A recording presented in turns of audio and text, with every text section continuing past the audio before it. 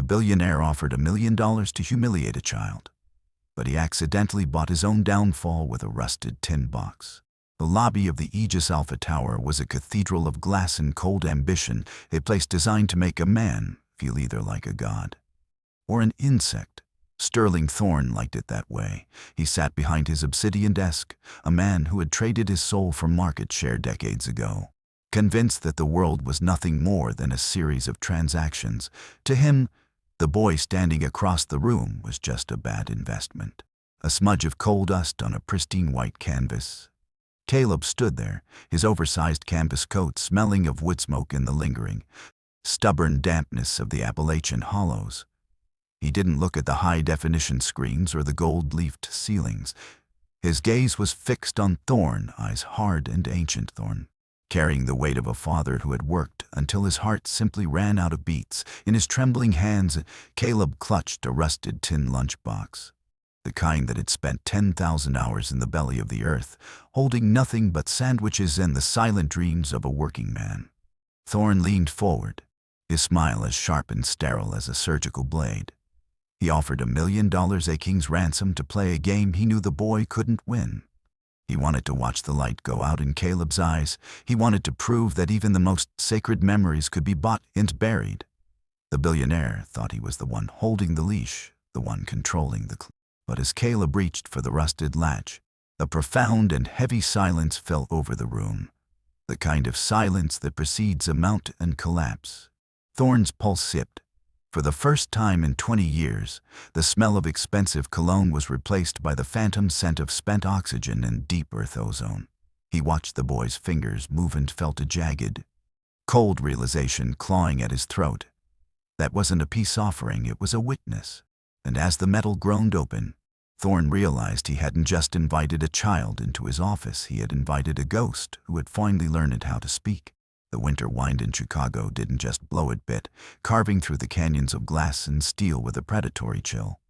In the center of this frozen landscape stood the Aegis Alpha Tower, a monument of obsidian and light that seemed to look down upon the city with a sterile, unblinking eye. Inside, the lobby was a cathedral of silence, paved in white marble so polished it felt like walking on frozen water. The air smelled of expensive filtered oxygen and the quiet arrogance of undisputed power. The silence was broken not by a sound, but by an intrusion.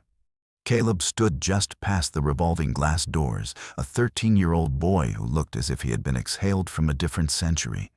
He wore a heavy canvas coat that had seen too many Appalachian winters, and his boots, thick, laced-up work boots, carried the stubborn, red clay of West Virginia. Each step he took left a ghost of a footprint on the pristine floor, a smear of honest earth in a place that had forgotten the soil existed.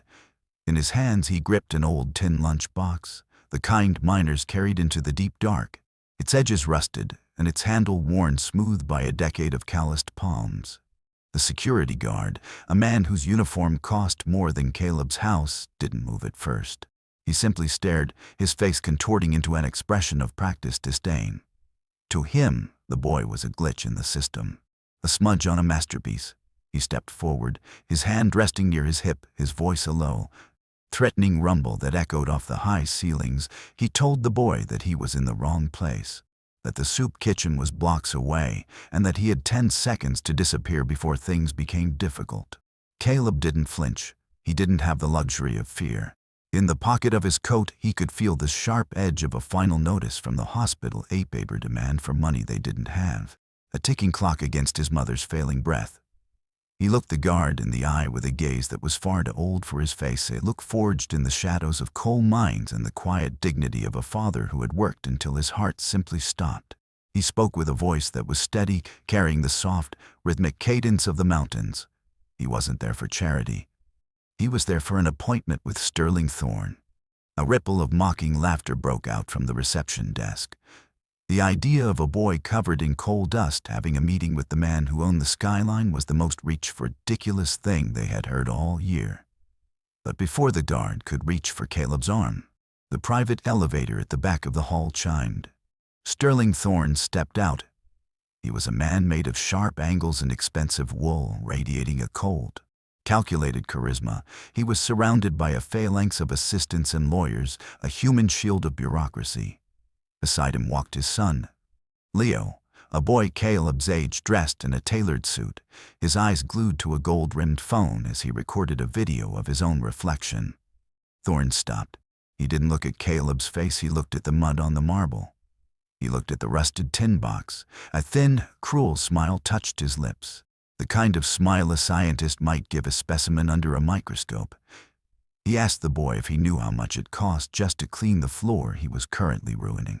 Caleb stepped forward, the tin box clutched to his chest like a shield. He told Thorne that he didn't care about the floor. He was there because his father had finished his work before the mountain took him, and because Sterling Thorne was a man who lived on stolen words. The air in the lobby seemed to thin, the lawyers bristled, and Leo stopped his recording, turning the camera toward Caleb with a predatory grin. Thorne leaned in, the scent of his expensive cologne clashing with the faint smell of wood smoke and old iron clinging to Caleb.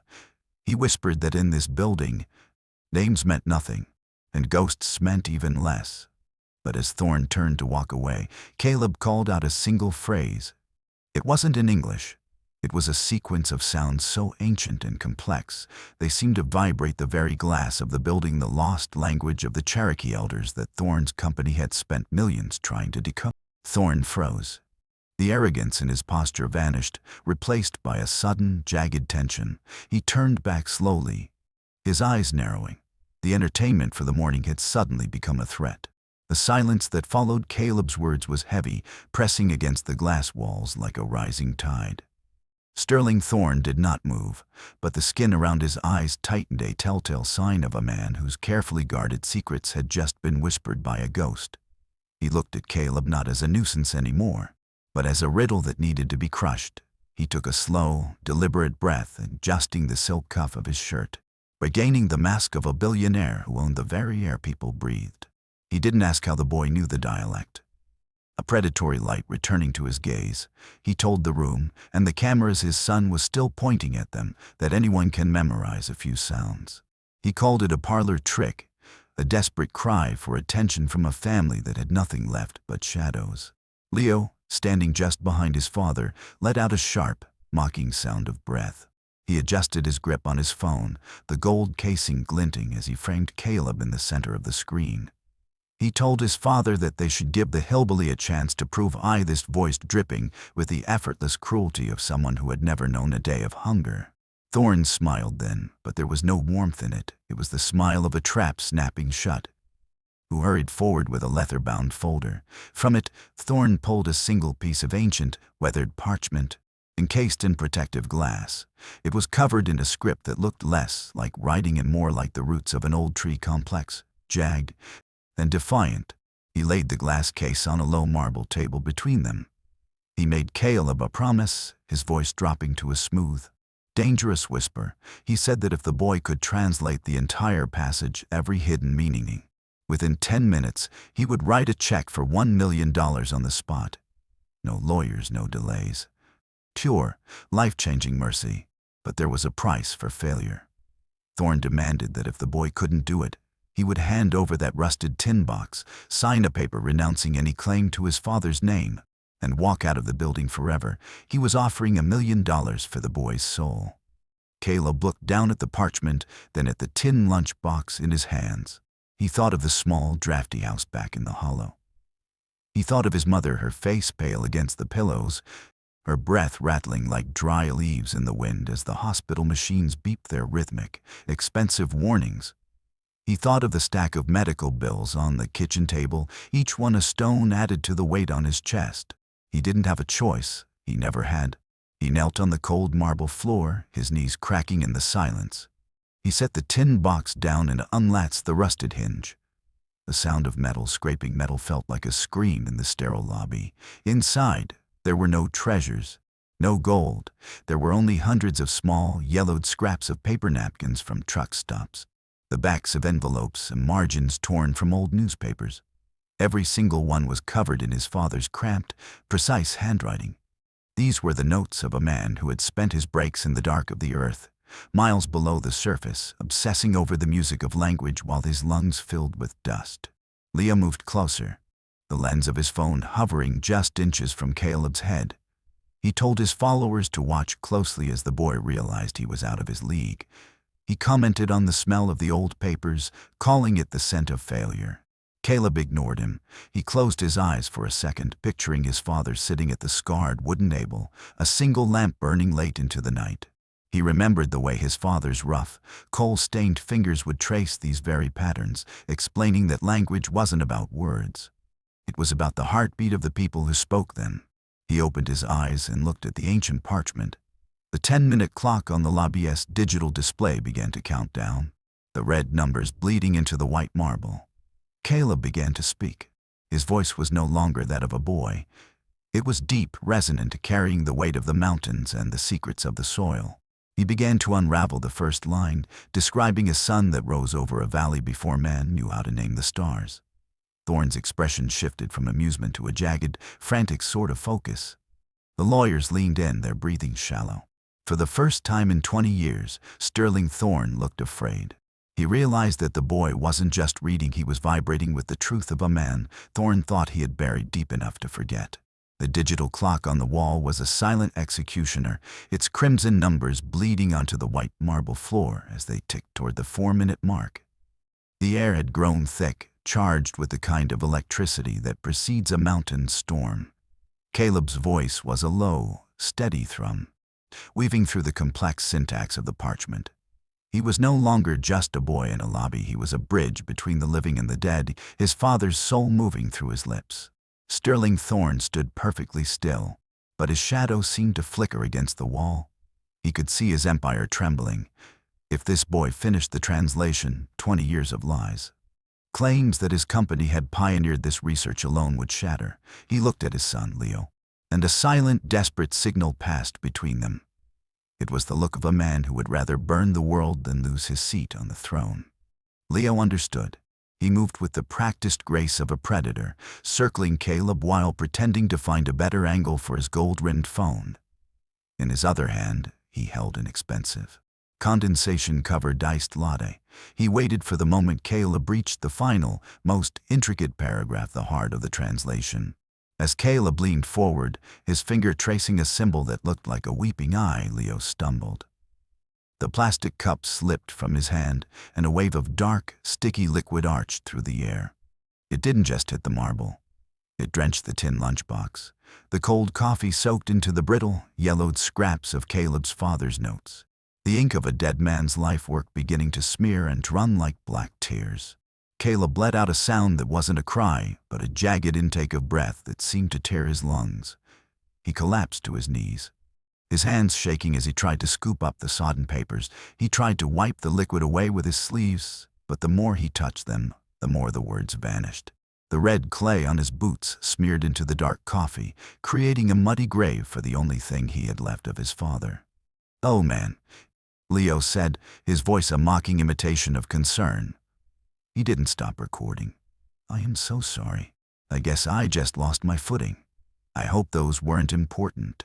Caleb didn't look up. He was staring at a scrap of paper where his father had written a note about the word for hope. It was now nothing but a gray smudge. The clock hit 0. The red numbers flashed, bathing the scene in a harsh, artificial light. "Time is up," Thorne said. His voice had regained its cold, iron edge. The fear was gone, replaced by a terrifying, hollow triumph. He stepped over the mess, his polished shoes narrowly missing Caleb's trembling fingers. "The deal was a full translation. You failed. Caleb, you're just like your father, plenty of heart, but not enough sense to stay out of the way of progress." Thorne signaled to the security guards. The man who had first stopped Caleb stepped forward, but his face was no longer filled with disdain.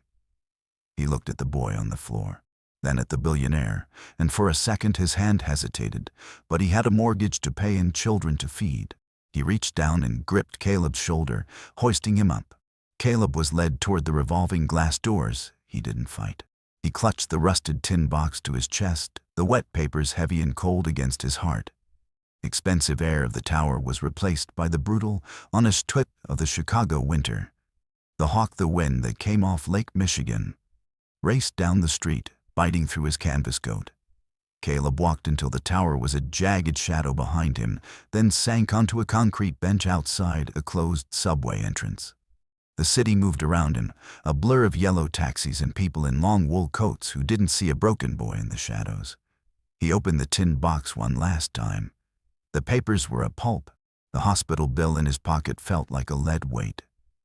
He had come to save his mother, to clear his father's name, and now he was sitting in the slush of a city that didn't know his name, holding a box of ruined memories. He leaned his head back against the cold stone, the snow beginning to settle on his eyelashes. He felt the absolute, crushing silence of defeat. He had tried to be the hero his father believed he was, but in the world of men like Thorne, heroes were just people who hadn't been stepped on yet. A shadow fell over him, blocking the glare of a nearby street lamp. It wasn't the wind. Quiet and steady, smelling of floor wax and old, dried lavender. The shadow did not move, and neither did the wind. Caleb looked up through the blur of cold and exhaustion to see a woman standing over him. She was wrapped in a coat that had seen as many winters as his own, her face a map of deep, dignified lines that told a story of decades spent in the periphery of other people's greatness. She held an umbrella over him, a small, fragile circle of sanctuary against the Chicago sleet. She was Martha, the woman who had spent 30 years scrubbing the marble floors Caleb had just stained with his father's earth. Part of the plumbing, a ghost that moved after the sun went down, but her eyes were bright, filled with a sharp, ancient intelligence that Thorne's billions could never buy. She didn't ask if he was okay. She knew he wasn't. She reached into her pocket and pulled out a thermos, pouring a cup of tea that smelled of honey and wild Appalachian mint. The scent hit Caleb like a physical memory, dragging him back to the small kitchen in the hollow where his father would sit after a double shift, the steam from his mug rising to meet the shadows. Martha spoke, and her voice was a low, comforting hum that seemed to push back the roar of the city. She told him that she had known his father, Elias. She remembered him as the young man who worked in the basement archives, the one who always had a kind word for the cleaning crew and a book in his hand even when his eyes were red with fatigue. She told Caleb that Elias wasn't just a translator, he was a man who saw the world in patterns, who believed that if you listen long enough to the silence, the stones themselves would start to talk. Caleb clutched the warm cup, his fingers beginning to thaw. He told her about the notes, the coffee, and the $1 million that had vanished into the slush. He felt the bitter sting of a child who had realized that the world wasn't fair, that the bad man had won because he held the clock in the cup. Martha leaned in closer, the lavender scent of her soap cutting through the metallic tang of the city air. She told him that Thorne was a man who built a vault for his secrets, but he was too arrogant to realize that he lived inside it. She revealed that his father had known Thorne would try to steal his soul. Elias had been a miner. He knew that the most valuable veins of ore weren't found on the surface, they were hidden in the deepest, darkest corners where no one thought to look. She reached into the folds of her coat and produced a heavy, old-fashioned brass key. It didn't look like it belonged in a world of glass and lasers. She told him it led to the sub-basement, to the old boiler room where Elias had spent his final hours before the accident. Thorne had cleared out the office, but he had never bothered to look in the dust of the foundation. Martha told Caleb that his father had left a final message, not on paper that could be soaked in coffee, but in the heart of the machine itself. Thorne's greatest achievement, the massive, gold-framed painting in his office that supposedly depicted the evolution of language, was just art. It was a shroud, had hidden the final cipher behind the very image Thorne used to boast of his stolen genius. The boy looked at the key, then back at the looming shadow of the Aegis Alpha Tower. The fear was still there, a cold knot in his stomach, but beneath it, something else was stirring. It was the grit of the West Virginia coal mines, the stubborn refusal to stay buried. Martha stood up, the umbrella tilting as the wind surged.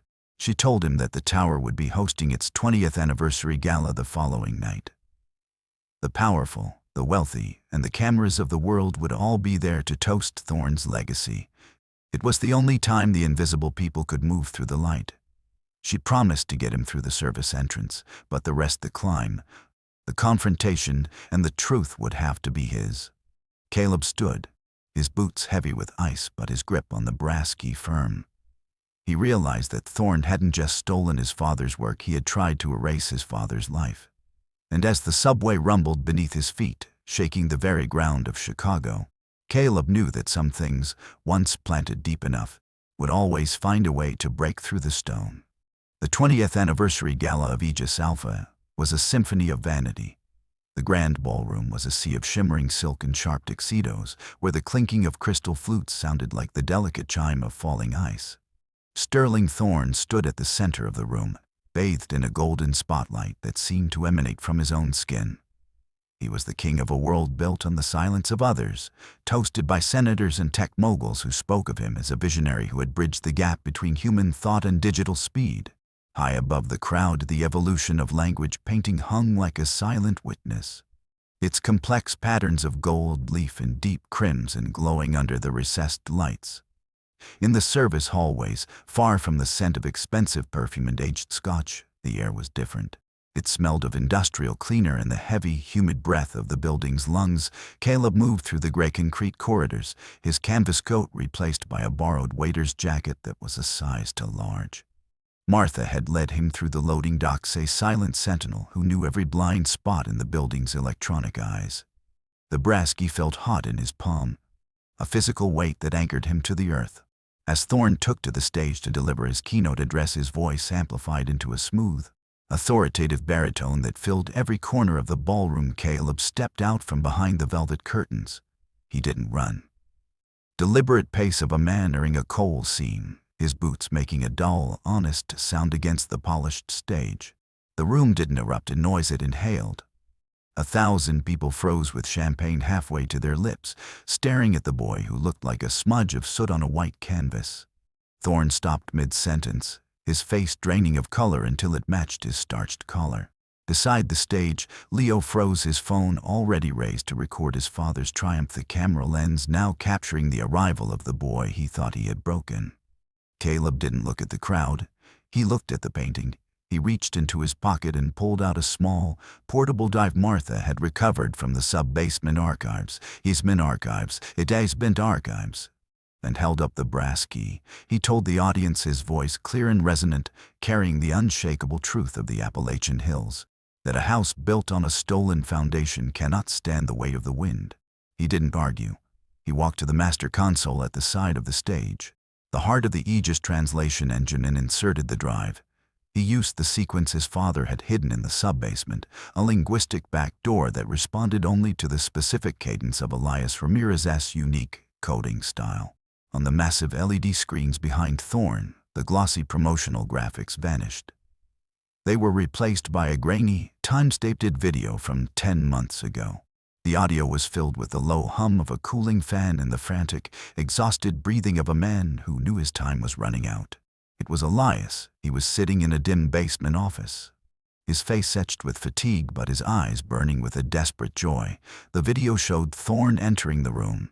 The billionaire's voice, stripped of its public warmth, echoed through the ballroom, cold and predatory. He was recorded demanding that Elias sign over the rights to the Aegis algorithm in exchange for the medical coverage his wife so desperately needed. He was recorded laughing when Elias asked for a fair share, telling the miner that in this city, the man who owns the building owns the air inside it. The most devastating moment came when the Elias on screen looked directly into the camera, directly at Caleb. He said that if anyone was seeing this, it meant the mountain had claimed him, but that he had hidden the final cipher within the very art Thorne used to hide his shame. Caleb turned to the painting. He pressed a hidden release in the frame, and the canvas swung forward on silent hinges. Behind it wasn't a safe filled with gold, but an old, cracked tablet, the original server that held the true, uncorked version of the algorithm, watermarked with Elias's digital signature. The ballroom was so quiet that the hum of the air conditioning sounded like a roar. Thorne stood paralyzed, the golden light now making him look like a ghost. Leo slowly lowered his phone, his expression shifting from mockery to a jagged, dawning horror as he realized he had just live-streamed his father's confession to the entire world. Caleb stepped to the edge of the stage. He didn't look like a victim anymore. He looked like his father's son. He told Thorne that his father had always said language was a mirror. If you lie to it long enough, you eventually forget what your own face looks like. The fallout from the gala was not a sudden explosion, but a slow, rhythmic crumbling of an empire built on sand. Within 48 hours, the board of directors had stripped Thorne of his titles, and the federal investigators had begun moving through the Aegis Alpha Tower like white cells attacking a fever. The gold-rimmed phone that Leo had used to record his father's triumph became the primary evidence in a criminal fraud case that gripped the nation's attention. But Caleb was not there to see the handcuffs. He was already gone, leaving the glass canyons of Chicago behind for the rolling, mist-shrouded peaks of West Virginia. He returned to the hollow in a car that didn't smell of coal dust, carrying a folder of legal documents that ensured his father's name would never again be whispered in shadows. The settlement was massive. Not $1 million bet won in a lobby, but a rightful restitution for a genius that had been suppressed. Yet as the car wound through the narrow mountain roads, Caleb didn't think about the numbers. He thought about the weight of the brass key still in his pocket and the silence of the man who should have been sitting beside him. He found his mother in the same small house, but the air inside was different. The heavy, suffocating cloud of debt had lifted. The hospital machines were still there, but they no longer sounded like a countdown. When Caleb walked into her room, he didn't lead with the money. He sat on the edge of her bed and placed the rusted tin lunchbox on her lap. It was empty now, the soaked papers long ago turned to pulp. But he told her everything. He told her about Martha, about the painting, and about how the entire world had finally heard the voice of Elias Ramirez. His mother reached out, her hand thin but her grip surprisingly firm, 300 the debts, and touched his face. She didn't cry for the fortune. She cried because her son had brought her husband home. The months that followed saw the birth of the Elias Ramirez Memorial Clinic. Rising from the red clay of the valley, it wasn't a skyscraper of glass. It was a sturdy building of stone and timber, designed to treat the lungs and hearts of the men who spent their lives in the deep dark. Caleb made sure that no family in the hollow would ever have to choose between a final notice from a hospital and the dignity of their name. On the day the clinic opened, Caleb stood on the porch, looking out over the mountains. He wore a new coat, but he still wore his father's work boots, the leather now cleaned of the Chicago slush, but still carrying the scars of honest labor. He had kept one thing from the tower. It was the original server tablet his father had hidden behind the painting. He didn't sell it to a tech giant or use it to build a new empire. Instead, he donated the algorithm to a global linguistic archive, making the language of the Cherokee elders and dozens of other dying tongues free for the world to learn. He realized that his father had never wanted to own language, he had only wanted to save it. Martha came to visit him that summer. She looked younger away from the fluorescent lights of the tower, her lavender scent mingling with the smell of the pine trees. They sat on the porch in his silence that was no longer empty, but full of the things that didn't need words. As the sun began to dip behind the ridge, casting long amber shadows across the valley, Caleb went inside and placed the rusted tin box on the fireplace mantel. Beside it, he set the brass key. He looked at the boots by the door, caked with the soil of the land his father had loved. He realized then that Thorne had been wrong. In the world of men like his father, a name wasn't something you printed on a building. It was something you planted in the hearts of the people you left behind. It was a legacy that didn't require a translation. Caleb closed his eyes and listened to the evening wind moving through the trees. It was a low, steady sound, full of history and hope. It was the music of the mountains, and for the first time in his life, Caleb understood every single word. Caleb's journey reminds us that the truest things in life aren't found in a billionaire's vault, but in the quiet, dusty sacrifices of those who came before us. It's a reminder that a man's worth isn't measured by his bank account, but by the integrity he leaves behind in the hearts of his children. Now, I want to ask you, have you ever had to stand your ground when the world told you to stay quiet? Or perhaps there is someone in your life, a father, a mother, a mentor, whose genius went unnoticed by the world but changed everything for you? I'd be honored to hear your stories in the comments below. This community is built on the voices of people who still believe that character matters. And if you feel that these stories of the human spirit are worth telling, I invite you to join our family here. By subscribing, you help us keep these legacies alive. There are so many more unseen heroes among us, and so many more secrets waiting for the light. Stay with us because the next story is already beginning to whisper. and I can't wait to share it with you.